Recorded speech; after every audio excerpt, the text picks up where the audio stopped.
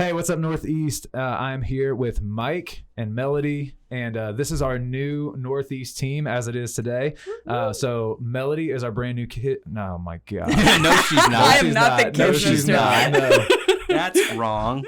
Cut that. Melody is our brand new guest experience director, and Mike is stepping back into the youth pastor role. And some of you may know that he was with us in the original launch as well. So stepping back into the role he was in for the original launch. And if we haven't met, I'm Nick. But yeah, we're here today. I want to give you guys a chance to get to know Melody and Mike and just to have a little bit of fun together. So we're here, and Mike has an intro question to kind of break the ice and get us going.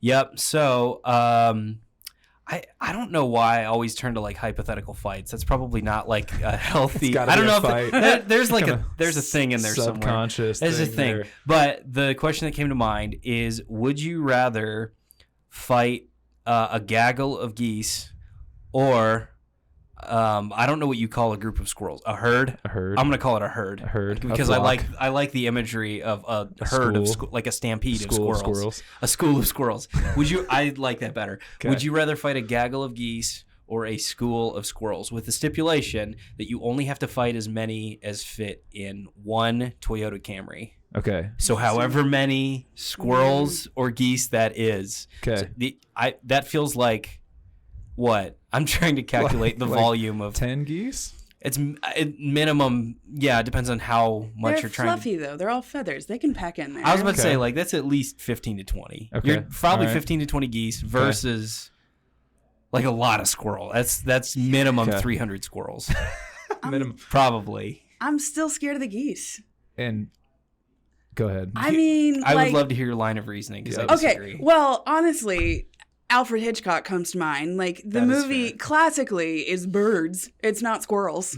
So it's true. You know, I mean, those things are scary, and there's some like they're big. Some of them. They are and aggressive, and they hiss. Yeah, they do not care. Yeah, I feel like, and like depending on where this fight is taking place, like I could run an empty parking lot. Oh, okay. Because I was gonna say, like, I can run to the retention pond and outrun the squirrels. Yeah, no, it's like you got jumped. It's an empty parking lot. Oh no! You're in a box. It's a cage fight. Just an octagon of squirrels. You're in the Toyota Camry with the squirrels or the geese. That's even worse. I don't know that it would change my answer, but that's still not great. I'm gonna fight the squirrels. Okay, squirrels. Okay. I mean, I do have a little bit of experience with fighting geese. So we have a dog at home, and one of 2 to 3 things that I like about having a dog is that I can set him loose on the geese because we live on a pond. Mm-hmm. So the geese come up in our yard, and I was like, "Go get him, Chip! Get him!" And he'll take off, and he thinks like he's like puppy bouncing, and he's playing, but they're like, "No!" So they are aggressive, buddy. Yeah. I have also seen my grandpa get bit by a squirrel. Long story, we don't have time for it, but I would go geese because I think I could fend off geese easier than the squirrels. Because if 100 of them, minimum 300 are coming at me with teeth, I'm going with the ones that don't have teeth. Yeah, you got to think about it's a triple threat. It's teeth and claws. Yep. Geese are. I would agree with that. Geese are big and angry. They're just.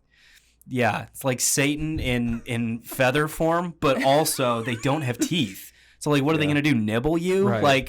But I knew someone that actually had a serious injury from a goose attacked her. Yeah. A goose attacked her, and she, like, fell and hit her head and had to go to the hospital. But that... Okay, but like... Okay, but she fell. That's the thing. That's what got her. You got to attack. You got to attack into the ambush. Same thing with the squirrels. Like you just hiss back at them. I have heard that with Canadian geese, if they hit you with their wings, I've heard it's like getting hit with a baseball bat. What? There's no way. That's what I've heard. At full speed? There's no way that's true. When I was in elementary school, I was told that because we read a book about baseball geese. Bat? And I'm like, how's that possible? But, we'll have to confirm that. I question the physics on that, but...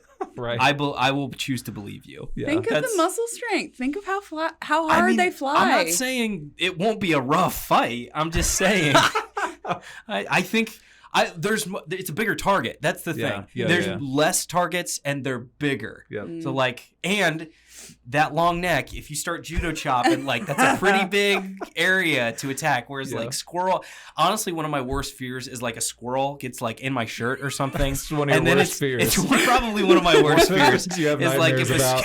If a squirrel gets in my shirt, like.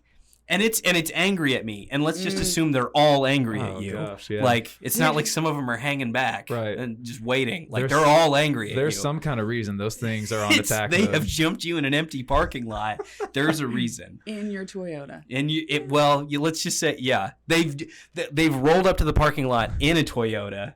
And so now they've all jumped out of the car. They're like smart mutant animals. Some kind of collective intelligence. Yes. That one's on the pedal, one's on the steering, or two are on the steering wheel. Let's just it's a Disney movie gone off the rails. Right. Is what it is. So, man. Anyway, we took way too long on that, but that was that's the icebreaker question. All the teenagers are loving this. Yeah, everybody else is like, what are we doing?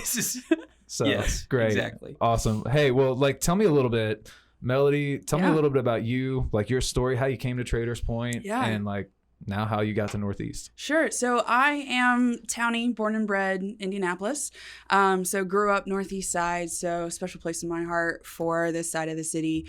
Was for a very long time trying to figure out if full-time ministry was my game, like if that's what the Lord had for me. And, kind of had two schools of thought of, should I be a Daniel or should I be a Paul? So if you're not familiar with the story of Daniel, he is one of the people in the Bible that really did the marketplace well, that did business well, that he was admired for what he did, and specifically in a place that wasn't his home. And as Christians, that's something that we're supposed to be able to do is, still be the light of Jesus in a place that's not technically our home, right? Yeah. And so it was one of those like, can I love people? Can I love Jesus in the marketplace? Or should I pursue Christ and do full-time ministry and love on people that way? And so it was something that, went back and forth for a really long time, and have been in sales jobs, customer service jobs for the last 11 years, and just really kind of came to this moment where I realized I wanted a customer service job that had a kingdom impact. And so that's really how I view what guest experience is. That, I heard one of my other fellow guest experience directors say, the church is our home and we're inviting people into our home. And so just making that a hospitable environment and just welcoming people into our home. So that's kind of how I came and my heart for this role. Yeah. Yeah, I love it. And I love that mindset that you bring and the skill set you're bringing to our church and our campus, and just love the heart that you're portraying for like being out in the world and doing what you do well. So if you guys are watching this and you've had interest or maybe had experience as a greeter, as a coffee team member, as a parking team member, anything with guest experience, would love to get you connected with Melody. Yes, and please. I'm so excited that you're here. I think you're going to do an incredible job as we get this campus up and going, and really excited for everything you bring to our team. So thank you. Yes. Mike, Yep. Like again, some of you guys know Mike, but Mike, give us a little bit of rundown about you and your world and how you got back to the Northeast team. Yeah. So my wife and I, kind of similar, like we grew up here in the North Side. And so we're from Westfield originally. So shout out to any fellow Shamrocks that are watching. The Fighting Shamrocks, one of the worst mascots ever. Hey, they're beast mode now though. Hey, they're doing great. Up, yeah. Right after I graduated. It's probably not a coincidence.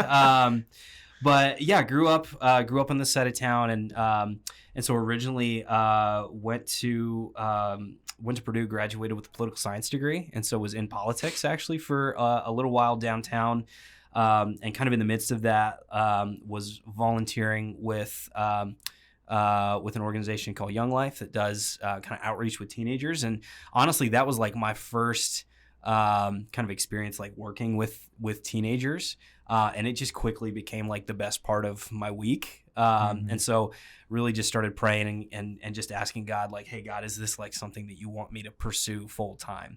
And it became pretty apparent within the course of time that the answer was yes. And so got into youth ministry at the church we were attending at the time. It was kind of a smaller multi-site church here locally.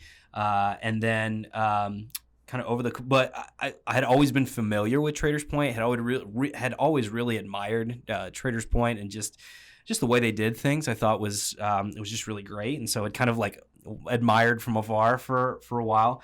And then eventually a good friend of ours actually works at a different campus and let me know, is like, hey, we're opening up a Northeast campus. Like, you should go be the youth guy there. And so applied and eventually, got the job and started with Nick. And Nick was one of several bosses I had there in the beginning. It was a little bit of a roller coaster getting started. It's a long story. Several is an understatement. Several is a bit of an understatement, but all great things. It was a great situation. But eventually got started with Northeast, and like that was just an amazing 3 weeks that we got to do together. But I think the part that was fun was like just getting to Nick, obviously, like work with you and work with the team, and just the process of like getting to meet people at Northeast and getting to especially just meet teenagers and begin to kind of pour into their lives and build relationships and things like that was just such a cool thing, and just something that I was just so grateful to be a part of. And so fast forward a little bit, and the Northeast campus has been suspended for a little while, and so I kind of moved to a couple of different youth related roles on the team, but then sort of within that I was like, man, there is something about Northeast that I do just really miss about just being kind of at a campus level, and just kind of being in the trenches of ministry, so to speak, of like, man, just really being able to hang out with teenagers and being able to hang out with leaders and pour into them and kind of build that community. And so that's the thing I'm most excited about looking forward, is just the chance to really pour into a group of adults that honestly that like love teenagers and just understand like the amount of just what they're going through. I mean, it's just it's like one of those things where it's like we've all been a teenager, so we all understand like a level of like, being a teenager is rough. Like, I think those of us who are older than that, we all have a sense of that.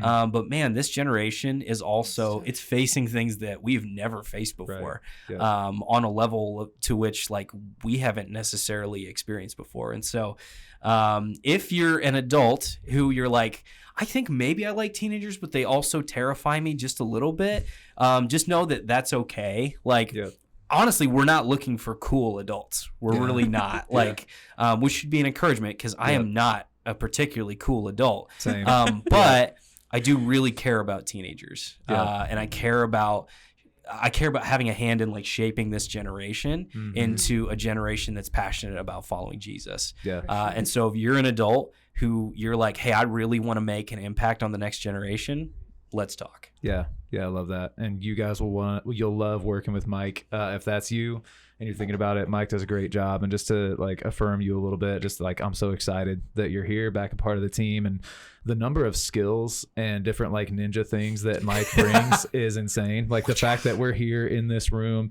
like this is the podcast room. We got like super professional audio, multiple camera angles. Super professional. We have 3 USB mics, but the level of technology is killing it. We're climbing the ladder.